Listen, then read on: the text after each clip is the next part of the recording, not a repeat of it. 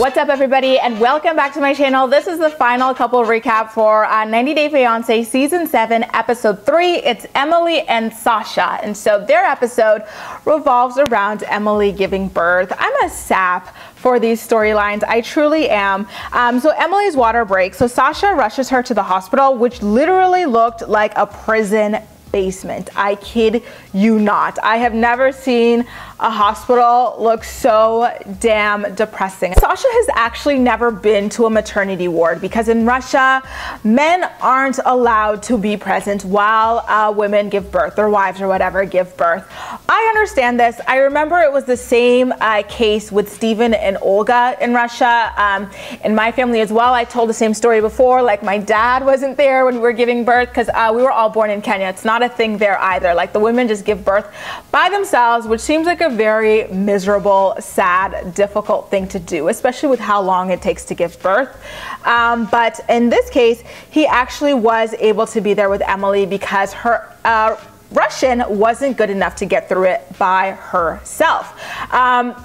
Again, I understand the fact that Sasha couldn't be there for the birth of his children, but it kind of creeped me out when he said that he didn't know what he was doing, where he was, whatever, when his children were born. I was like, I distinctly remember where I was when Michael Jackson died. Like, I will always remember I was at Red Lobster when a waiter came over and told us. I even remember where I was when I found out that Jeff Epstein didn't kill himself. And this guy can't remember where he was when his children were born.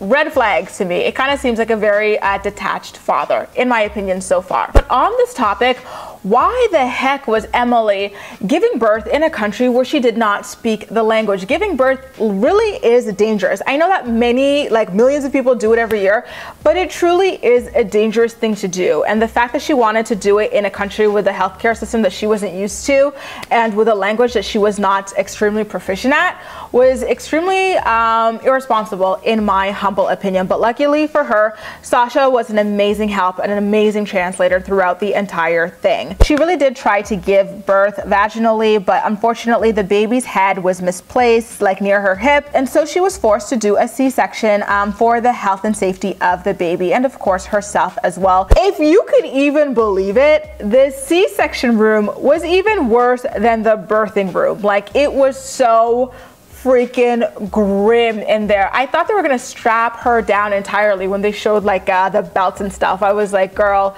you should have looked up what Russian hospitals look like before deciding to give birth over there, because that would have scared me straight off the idea if I ever had it in the first place. I seriously held my breath when their baby was born because and TLC did a really good job with the sound here. Like, they had like beautiful sound, like dramatic about her giving birth. All of a sudden they pull the baby out, sound cuts off, and you don't hear anything from the baby. And the baby is like super dark, like red as well.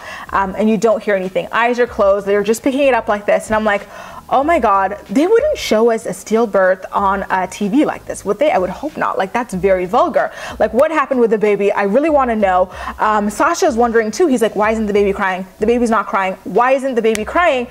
And then, oh, you hear the background music again and the baby cries, and we all can breathe a sigh of relief. Like, that was like the scaredest, one of the scaredest I've ever been watching 90 Day Fiance. Like, that would have been so tragic. I'm so happy that their baby was born healthy. He was beautiful, and Sasha like cried a little bit as well. And I really started warming up to him after initially seeing him as an incredibly cold father, just based on like him not knowing where he was when his children were born.